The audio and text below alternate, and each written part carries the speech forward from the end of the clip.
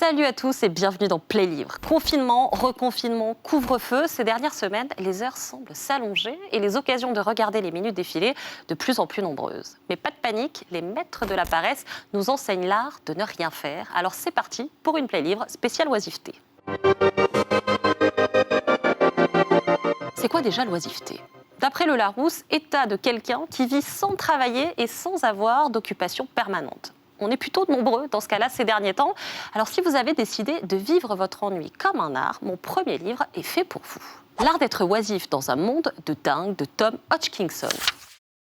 Ce livre, c'est le parfait manuel pratique du oisif. 24 chapitres, un pour chaque heure de la journée, pour se construire une sorte de contre-hygiène de vie. L'auteur nous rappelle qu'au milieu du 19e siècle, il était de bon goût de se promener avec une tortue plutôt qu'avec un chien, c'est vous dire. Il réhabilite la sieste, les longues discussions, l'heure du thé et surtout le déjeuner qui, selon lui, doit durer le plus longtemps possible.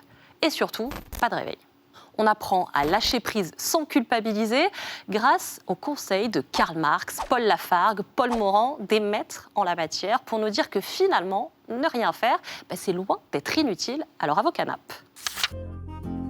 Être paresseux signifie prendre du temps pour la vraie vie. C'est résister à la doctrine de l'acharné qui, comme disait Nietzsche, est la doctrine de l'esclave. Et pour ceux qui voudraient être accompagnés dans leur apprentissage de la paresse, il vous suffit de lire quelques pages de mon second livre pour vous laisser aller à l'oisiveté. Le sel de la vie de Françoise Héritier.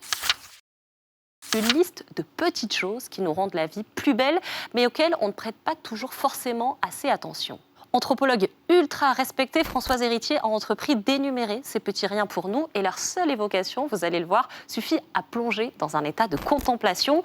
La morale de ce petit livre, elle est simple. Le monde existe à travers nos sens avant d'exister dans nos pensées.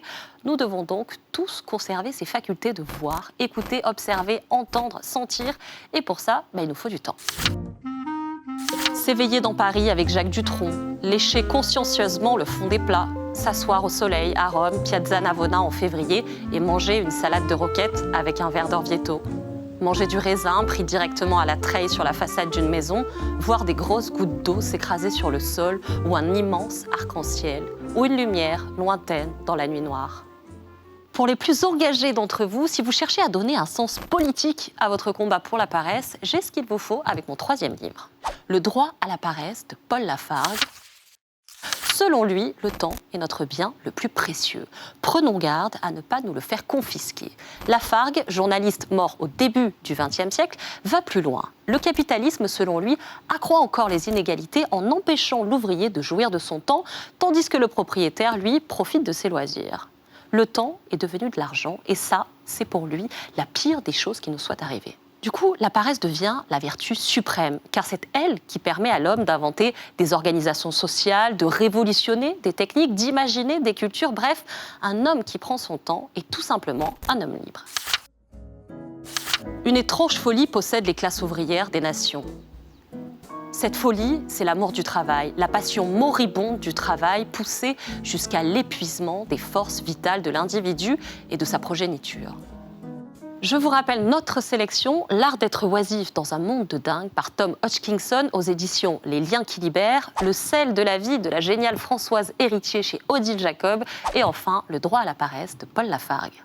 Play Livre spécial oisiveté, c'est fini pour aujourd'hui. En attendant de se retrouver, dites-moi en commentaire quels sont vos paresseux et paresseuses de fiction préférés et surtout, n'oubliez pas de garder du temps pour lire. Ça aussi, ça rend libre sans trop se fouler. À très vite dans Play Livre.